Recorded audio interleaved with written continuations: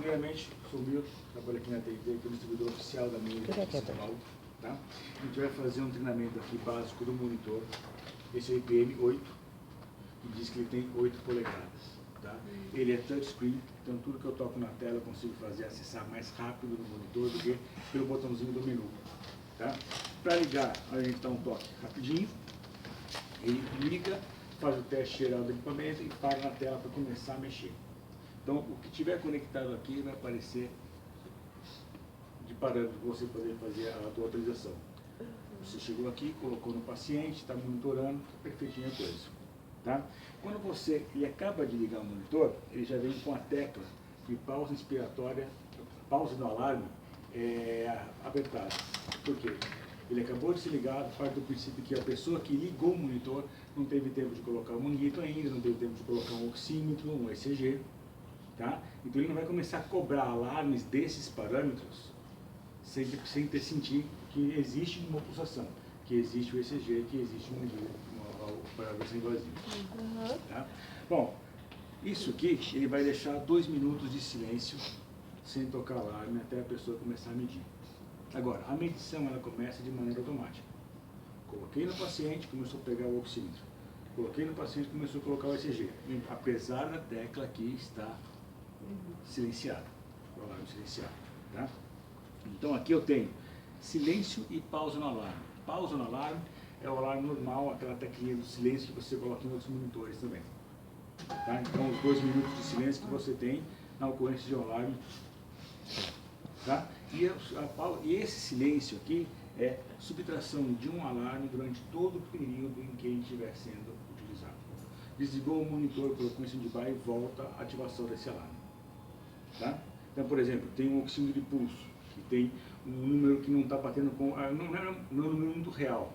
Então, o paciente cardíaco aqui é que satura pouco. Né? Então, ele satura abaixo de 60. Para ele, normal é saturar abaixo de 60. Para o monitor, abaixo de 80, ele começa a alarmar. Então, eu tenho como silenciar, apertar o botão durante 2 segundos, ele tira o áudio desse alarme durante todo o período que estiver sendo utilizado nesse paciente. Mudou de paciente, trocou o monitor, ele volta a ativar o alarme. Aí eu tenho que voltar a mexer. Tudo bem, gente? Dúvida, levanta a mão. Tá? Bom, o que a gente tem? ECG, oxímetro, respiração, tá? Dados de pressão não invasiva. Os alarmes vão sempre acontecer aqui, já fechou o alarme. Tá? Uma que existe é a parte da temperatura, são os conectores que nós temos aqui. Tá? Oxímetro de pulso, cinza com cinza. Certo? Setinha para cima é onde eu consigo colocar o monitor. Eu não consigo colocar se eu inverter o sistema. Tá? Mesma coisa com ECG. Setinha para cima eu consigo realizar aqui o encaixe. Não tem setinha para cima, eu não consigo fazer o encaixe. Tá? Mesma coisa com a temperatura e com a pressão não invasiva. Certo? Então, aqui está o básico do monitor. Como eu falei, ele é um monitor que poderia ter vindo com um módulo. Poderia dar pressões invasivas, débito cardíaco, que do setor utilizasse mais ainda no sistema. Não veio, pelo que está aqui, não foi comprado pelo hospital. Por isso tem esse vão aqui atrás, que seria para exatamente encaixar esse módulo. Tá? Bom, ele vai ter uma bateria que vai ter uma duração aproximada de 4 horas. E a ideia é manter direto ligado na tomada, para que eu possa ter essas 4 horas em caso de queda de força. Tudo bem? Bom, aqui vocês vão ter monitores ligados a uma central.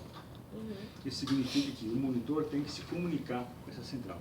E a maneira desse monitor se comunicar com a central, na hora do principal, na hora que chega o paciente no leito, eu vou fazer um passo simples que chama-se internação rápida.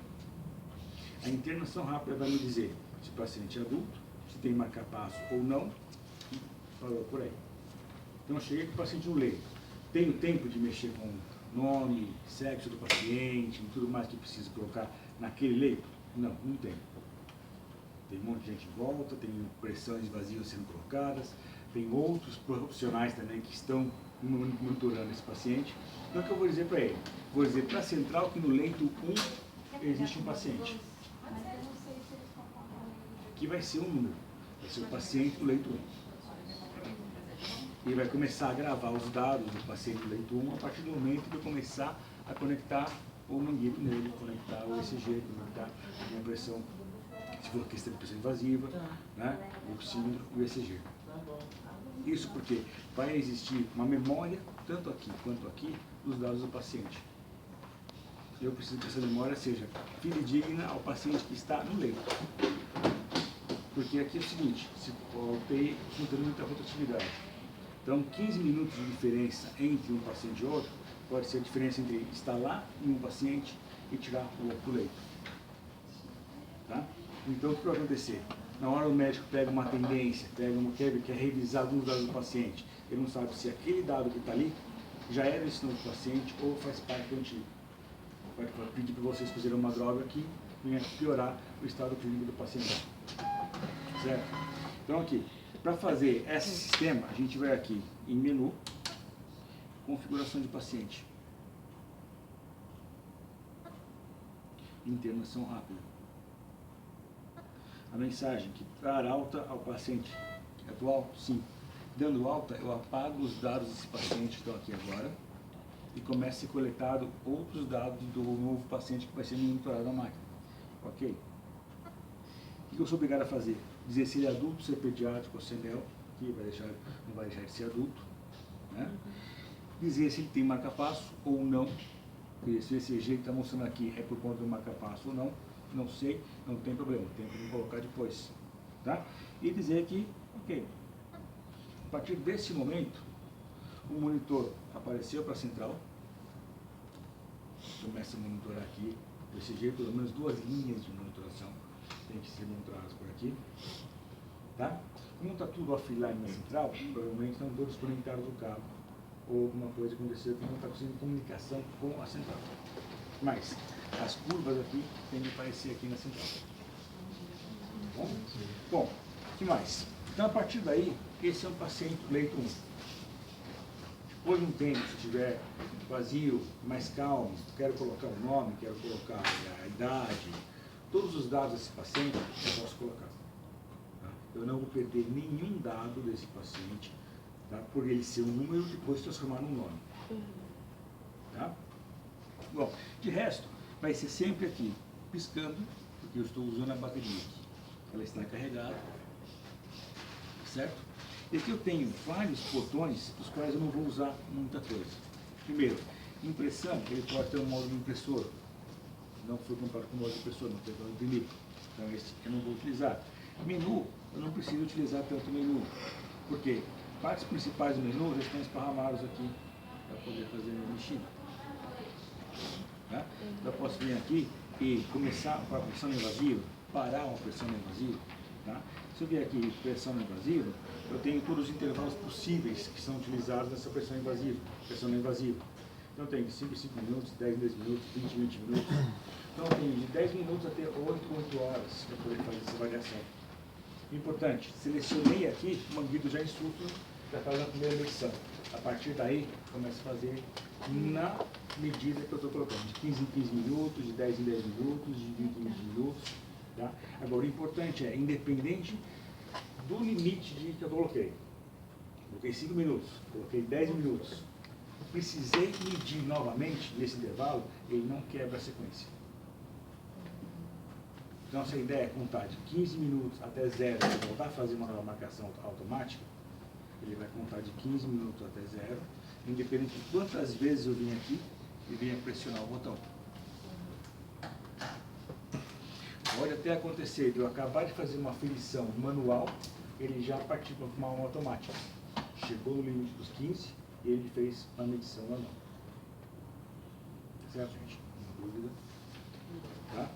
É simples de manuseio do monitor. Tá? Cuidado na hora de colocar os conectores, os cabos, setinha sempre para cima, senão ela não vai entrar. Tá?